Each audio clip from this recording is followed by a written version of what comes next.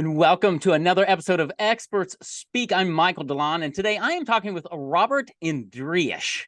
Robert, thank you for being my guest on the podcast today.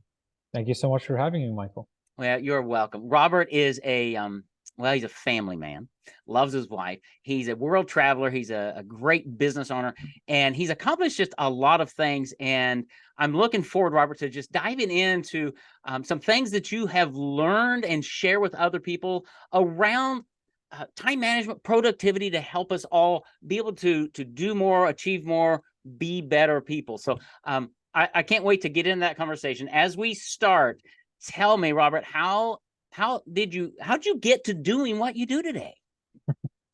Well, I think it goes back to many things.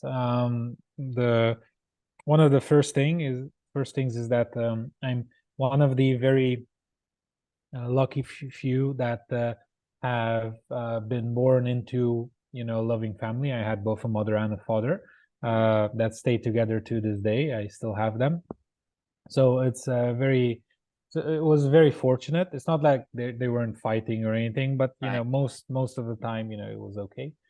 And I learned, what it means to take care of others, to support, to be humble and so on. My father was a teacher, my mom was a nurse, so their Okay. entire life they devoted to service, right? Yeah. You don't go into those careers because you want to make money. Okay? That's right.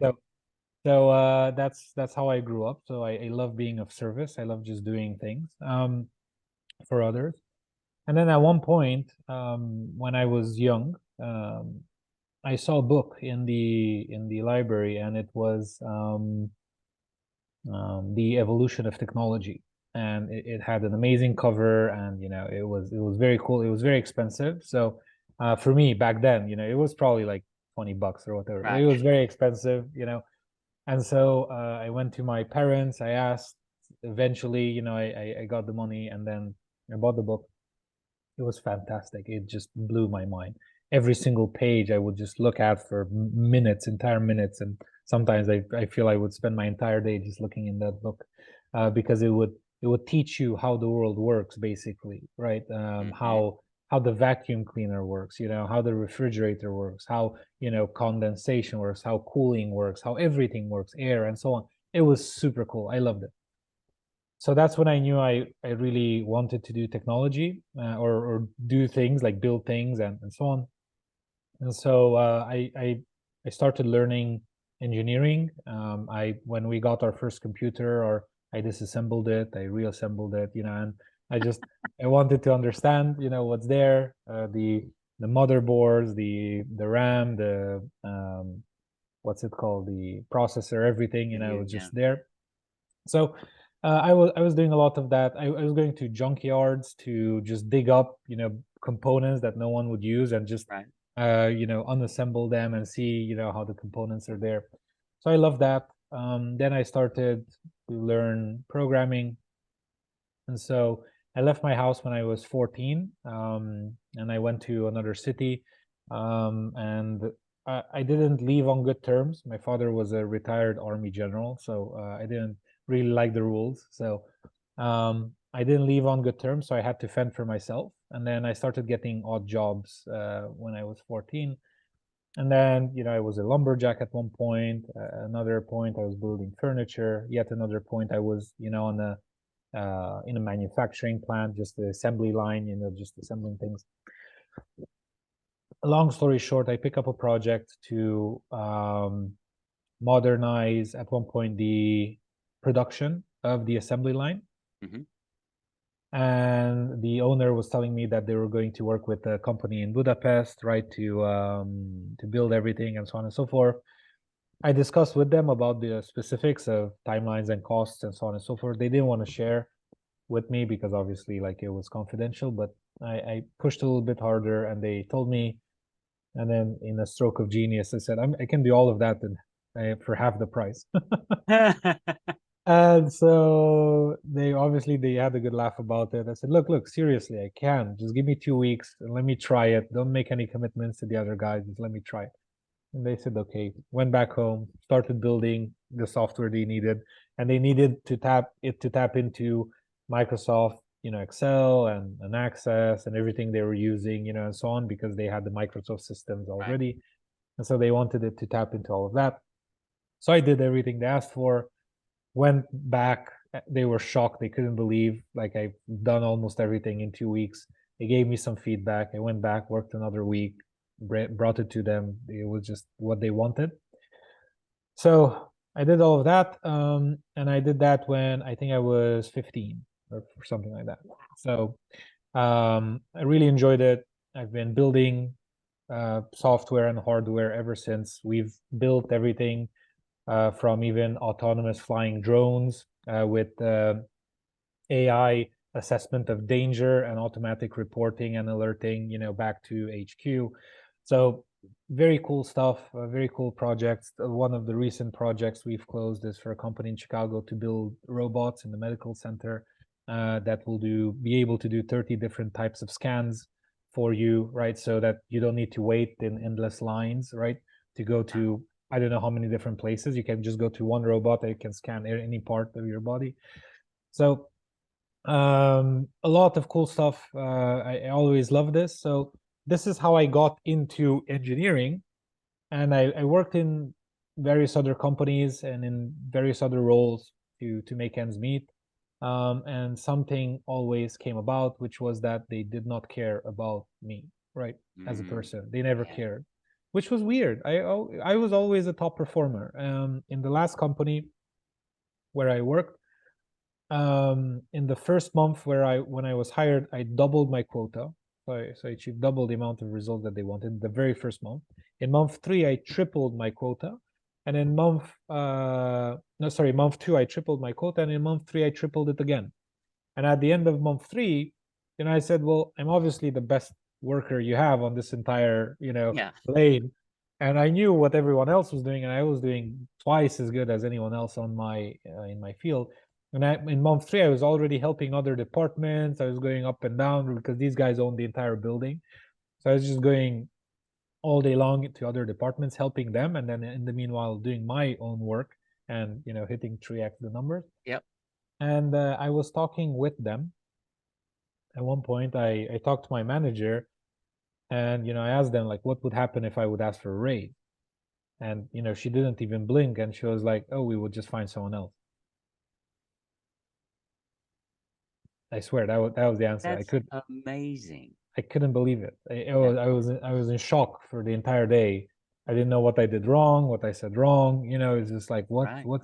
what's wrong? I was expecting a natural answer to what would happen if, to be, well, we would have to talk to HR, the manager would have to know, we would have to negotiate, we would have to see if you're worth more, we'd have to give you more responsibilities, whatever. Any conversation would have been fine, Yeah. but nothing. They just, we would just find someone else. Okay, perfect. So I realized that this is not how business should be run. So I said, okay, look, I never wanted to be an entrepreneur, but let's just do something. Let's build something and so on. So that's how I built my first business. And so I started doing that. And then a few years after that, I got my second business. And then a little after that, went into my third business and so on and so forth. So now I'm at the point where every year I add between 1 to 3 businesses to my portfolio, and I sell between 1 to 2 of them every year.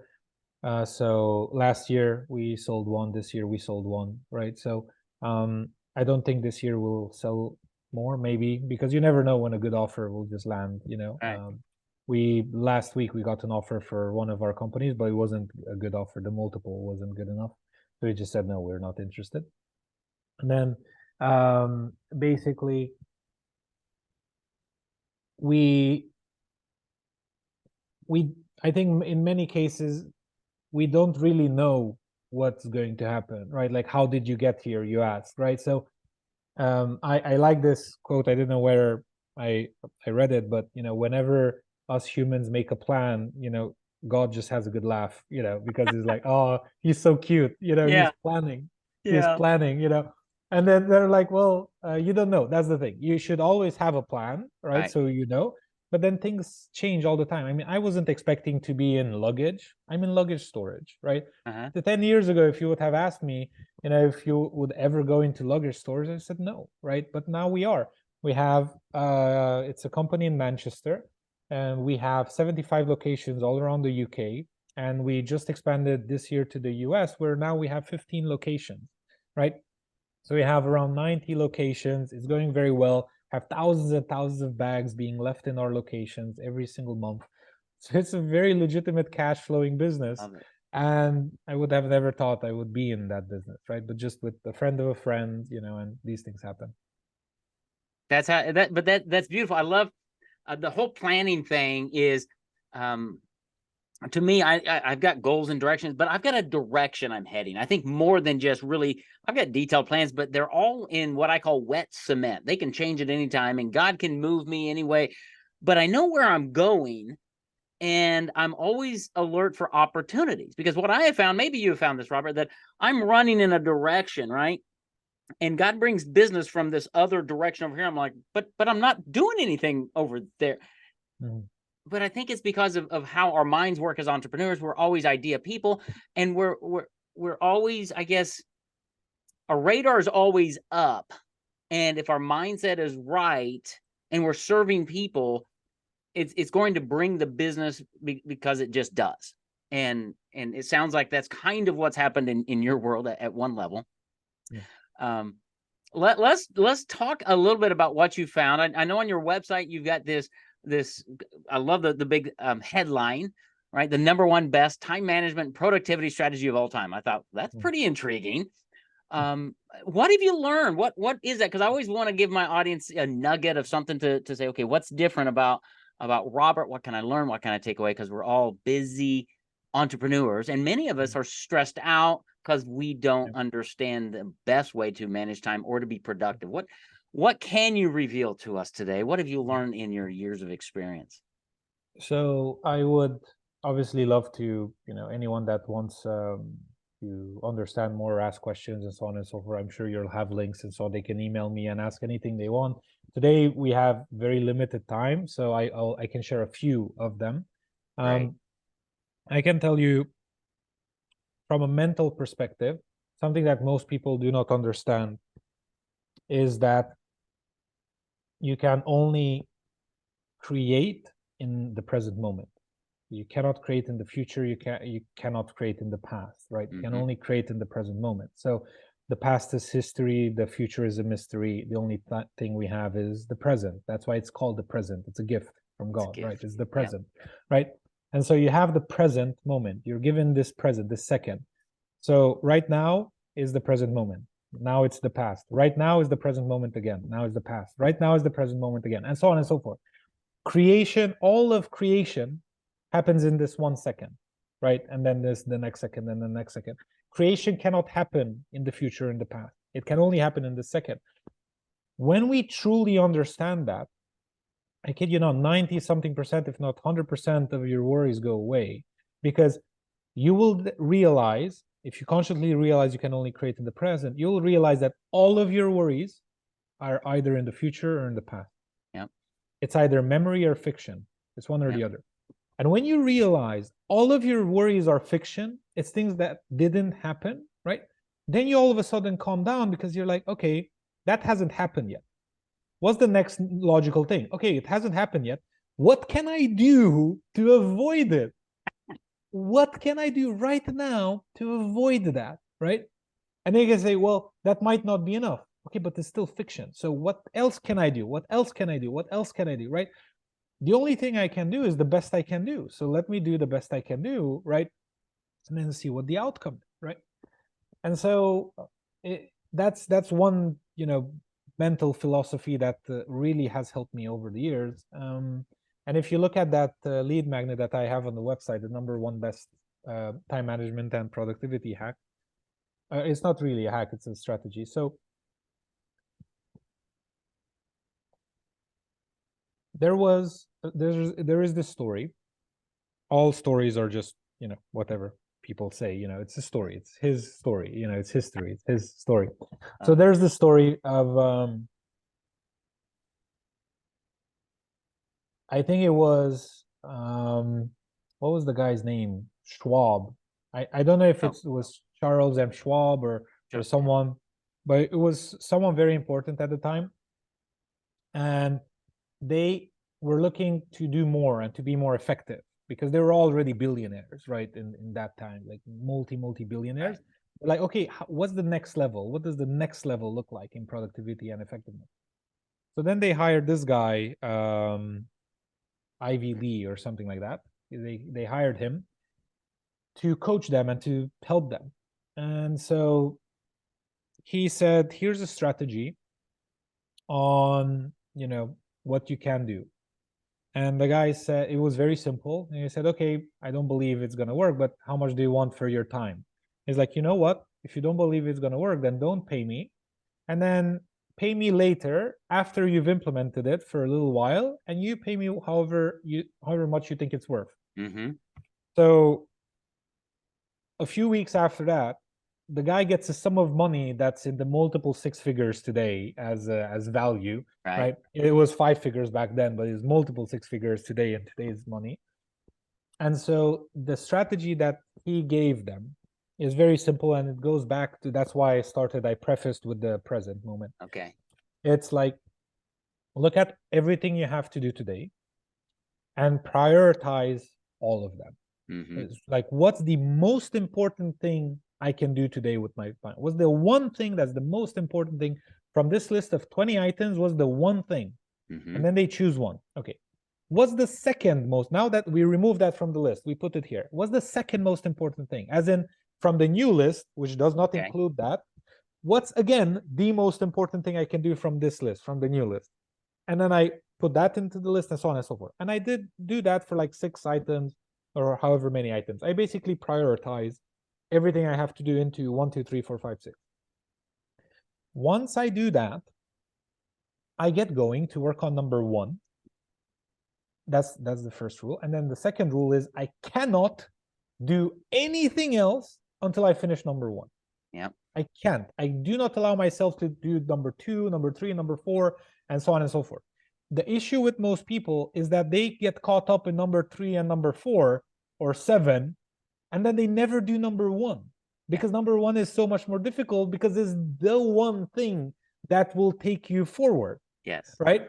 And so that's the thing that will require most hardship. That's the thing that will require you to most leave your, let's say, little shell or bubble, right? Yeah. Or comfort zone, whatever you want to call it. Typically, again, in some days it's things that really help you and you enjoy to do, right? It's very easy to do. But again, you need to do number 1, number 2, number 3, and so on and so forth, right? So that's basically it. That's the strategy. And it sounds incredibly simplistic, but believe me, if you prioritize correctly number 1, Yeah. and then commit to only working on number 1 and then number 2 and so on and so forth every single day for the rest of the year, you'll have the most fantastic year you've ever had in your life. Yeah. And it's as simple as that. Yeah. And that's going back to the Schwab thing. That's counsel that Robert has just given you, listeners, that you will say, oh, I don't think that'll work. That's too simple. That's too rudimentary. And we would both tell you, great, go do it, and then send us the checks later. Yes. Exactly. It is so we are creatures. We don't like that. We like the concept. We don't like the doing of it. Yes. And I think sometimes it's like you said, the one thing is a big rock. Stephen Covey would talk about, big rocks, Yes. and big rocks take a long time to chisel and get through. Yes. But when you are creating in your mind this moment to go, this is my one thing, and block out enough time to dive into it today, realize it might take me 4 days to get my one thing done. That's okay. But I think you've got to use your mind to visualize what the result on the other side of it. Why is that? Why is it number 1? What am I going to achieve, accomplish, result when I get that done? It's going to take me and give me progress toward my objective, my goal. Is that fair? Yeah. It's whatever you need to do to remain happy, faithful, productive, and so on and so forth on your journey, do that. If you're journey of entrepreneurship is making you miserable, stop it. It's not worth it. It's not Thank worth you. anything. If it's making you miserable, if you're not happy doing what you're doing, just stop it. If it makes you happy, truly, right, you're fulfilled, then keep doing it, right? Why? What's with all of this unhappiness? What do Right. you think? If you're in it for the money, what does money buy? Okay, let's assume it buys happiness. Let's assume. Okay, you can be happy today. That's right. You don't need that. You can decide to be happy today, to do something you actually enjoy, and then all of that suffering of 5 years, 10 years, 2 decades, whatever, it was worthless, at the Right. end of the day, because your children won't stay young. You're not getting any younger, right? Your wife or spouse or whatever isn't getting younger either, right? It's like you're spending 10 years in misery so Right. that you can then enjoy the rest of your life. No, enjoy those 10 years as well, right? And then just enjoy the rest of your life after those. That's right. And probably, I don't have the research to back this up, but probably if you're not enjoying life now and you're working 10, 15 years to get to retirement, so you enjoy life, you're probably going to die pretty quickly anyway, because your body is worn out, versus following Robert's advice and have enjoy. I was reading the book of Ecclesiastes this morning. I'm studying through that. And in this one part in chapter, I think it was 7, he just basically said, the best thing that you can do is to eat, drink, and be joyful, because that is your lot in life. And I thought, that is really good counsel. And now Robert shows up and says, just be joyful. Yeah. I think, folks, we got something to think about, because joy, happiness is in the moment. Going back to, you can only create in the moment. So what life are you really creating? You're not going to create that future life if you're not living it today. Is that a good summary? Almost. The only one thing I would caveat there is, based on the chapter in the book, based on that definition, people might mistake it for sloth. And we're not talking about sloth. We are not talking about sloth. True joy, just for everyone listening or watching, true joy comes from progress, comes from creation. Creation is the only thing that gives people joy, because it's part of who we are. It doesn't matter if you're religious or not. Every atom in your body is meant to survive. It's meant to create. It's meant to multiply. It's meant to do more, be more, become more, right? And so, based on that, our entire existence is creation, right? When the Bible says that God is in everything, it means it. It's in every cell of your body. As such, if you take that definition, I'm an engineer, by the way, so please bear with me. If you take that definition more, that means we are God. We are the hand of God. That means we are creation. We can create. We can create better lives for ourselves, better lives for our community, better lives for the world, and so on and so forth, right? We can create. You will only find joy in creation. You'll never find joy in just sitting around. If you are sitting around and are joyful, the only reason you're doing that is because you burnt yourself out and need a break. Right. Which, at that point in time, taking a break is the best strategic move, right? Because that's what you need. It's part of creation. People that believe failure is not part of your journey don't understand how this works, right? Because if you keep pushing yourself beyond your borders, beyond your limits, that means that you will fail. Because if you want to do something you've never done before, it's like, shooting hoops. You're not going to be Michael Jordan the first time you go to the court, right? You're going to miss almost all of the balls, right? Maybe you get the 30% in. Okay, well, to get to 100%, you need to shoot 10,000 hoops. Okay, well, just like that in business, you need to shoot 10,000, whatever sales meetings or marketing strategies or whatever, until you get so good that anyone was like, oh, I really want to work with Robert because he's built, so much and so on and so. We're now at the point where we've generated over $500 million for our clients in business value.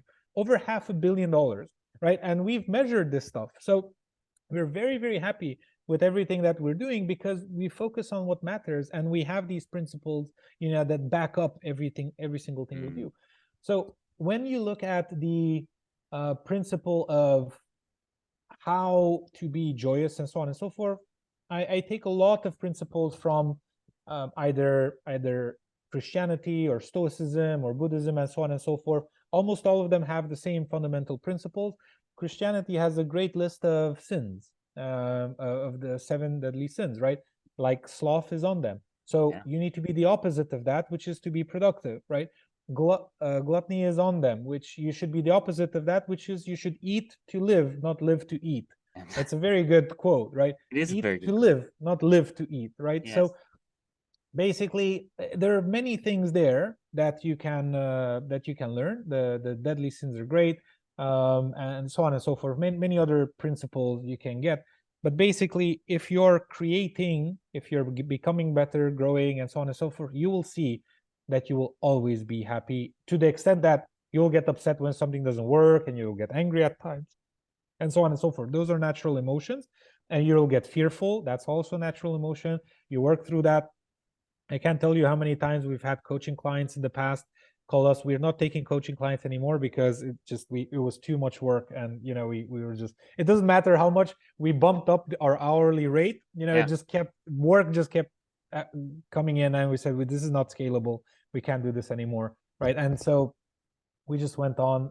Now we do the work ourselves. So when someone comes to us and says, Robert, we need to scale, we need more operations, I have an ops team, you can rent them out, right? I'm not going to tell you how Love to it. do it, because either way, you don't have the bandwidth, you don't have the know-how, and it's going to take me forever to explain. I'll just allocate the team and they'll do it for you. I agree. And that's it, right?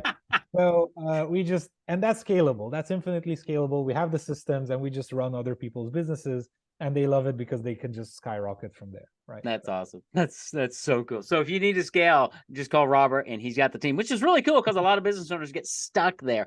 I want to go back to your relaxation thing, because the word that hit me. So we are born to create. We are made to create, but sometimes we need that relaxation. And I thought the word to me was relaxed. recreation. It's recreation, but it's recreation, because we do need that. Sometimes I do need some Michael time on my deck just to get my head clear, and then go back to doing what I do, right? So it's creation or recreation. It's all important. I just want to say, even that principle is in the Bible. 6 days of creation, one day, he took a break, right? Absolutely. Why would God need to take a break? Think about it for a second. Well, because he is creation, so the principles of creation apply to him, right? So that means that, if he works for 6 days, he needs a break after that. This is obviously metaphoric. This is obviously just for laughs, but even in, like, if you, the Bible considers God as the most powerful, all-knowing, blah blah being that ever existed, and the Bible said that he needed a break after 6 days of work, right? So if you think you don't, you're fooling yourself to a very large extent, right? That's right. That's right. We get filled with pride, which is on that list of 7, I think. Yes, exactly. It is. Pride is there. Yes. And just walk in humility, enjoy life, because that's really where true wealth. Too many times when we say wealth, we think money and possessions, and those can come. But I just took a mission trip this year, Robert, to the Dominican Republic with my church.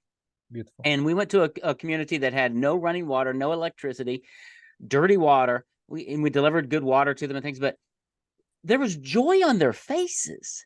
They have no money, but they had joy because they had relationships, and they were working and producing in their own. And I walked away from that going, that's very insightful. They have something that we don't many times in America, because we misplace wealth and joy and happiness with money and possessions. And those are fine. They're tools, but that doesn't bring us that joy, that happiness that's enduring, that helps us create more, is what I learned. So what I would say is, I, after being born without money, and doing everything in my life up until now, I became a millionaire by the time I was 25. I made over 10 million in my early 20s. So I can tell you that there's much more joy to be had when you're financially wealthy. It's just, you can do anything you want, whenever you want. It's just literally, the world is your oyster. You can literally do anything. In our world, we're not in the Dominican Republic. We're not in a place without internet. We're not in a place where you could just live around and do anything or whatever. We're in the real world, in our real world, right? In which, if I want to go eat a nice meal, I have to pay $20, and so I need the $20 in order to have that, right? And so on and so forth. Like, they can, I don't know what they do there. I don't want to exaggerate and say that I do, but you get my point. In our world, the more money you have, the easier it is to live and the easier it is to do what you do. So what I say, that creation can be financial. It doesn't matter. You can create. But what I want to say, the reason why those guys are happy and we are not is the same reason why a dog is happy and you are not. The dog lives for this moment, this present moment. In this present moment, that dog has nothing. He has no problem, no ailment, no issue, no future consideration. That's why humans have evolved, because humans have been blessed with the capacity to envision, right? To think in advance. A dog can't think in advance, right? Or a cat or whatever. We can think in advance, right? We can say, well, tomorrow I'll do this, the next day I'll do that, the day after that I'll do this, and all of these 3 days will lead to this final outcome, right? We can plan, we can be good about it. Okay. Yeah. So now this amazing capacity that we were blessed with is literally we're using it in a way that it's harming us instead of helping us, because we believe it's real. And this is the fundamental flaw of thinking. Because the moment you believe the fiction in your brain, the loops, the mental loops in your brain are real, that's when suffering kicks in. Suffering cannot exist in the present moment. Suffering only exists in imagination. You will, the moment you realize this, you will stop suffering, because you will see that if you're listening to this podcast, you have internet, you've ate a few hours ago or yesterday, whatever, you have clothes on you, you literally, you're listening to it on a phone or on a laptop or something, right? In shelter. You have, like, if in this present moment, there is no reason to be suffering. There is no reason. You can suffer the future, you can suffer the past. You cannot suffer the present moment. So when you went to the Dominican Republic, they weren't thinking about the future. They were enjoying the present moment. Now, there's also, this is a double-edged sword. I believe it's better the way we are in terms of planning the future, thinking about the future, building, creating more, doing more, expanding more, evolving more as a species, and so on and so forth. I believe this is better than what we do there. Like, it's not like you want to go back to not having electricity, to not having internet, to not having it. No. The way we are is great. Now that we've expanded to this level, let's learn to use this tool, the brain, in a way that actually helps us, not hurts us. And that is by living in the present moment, learning that suffering cannot happen in the present moment. That's great. And I want to end there with a phrase that I just kind of latched onto this past week through some podcasts I've been listening to, and it comes is I want to learn from the past, I want to live in the present, and I want to lead into the future. But I need to live in the present with what I have, understanding my past, good, bad, indifferent. I can learn from it. Yeah. I'm going to live right now joyfully, and I'm going to lead into the future to serve others and make it hopefully better.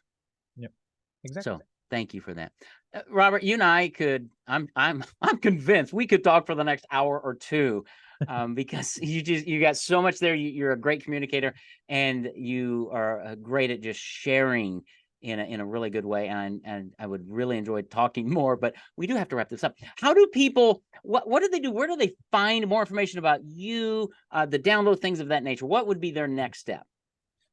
So if anyone Googles my full name, Robert Indries, the first 3 pages of Google should be all me. So they probably can't miss me if they Google my name. If they want to talk to me directly, 2 things they need to do. Number 1, they need to email me at robertindries.com. So it's me at my domain name.com. Yeah. And they just need to mention the podcast name. And if they mention the podcast name, I promise to reply. That is very simple, folks. I will make sure that we grab those and put them in the show notes just so you have them, because busy entrepreneurs are always out working or doing things or taking care of their dog. So, Robert, thank you. Thank you for the time. Thank you for your energy, your passion, the humility you bring to this. I appreciate, for a man who's accomplished so much in life, you're very approachable, and I appreciate that. So thanks for sharing with us today. Thank you so much as well, Mike.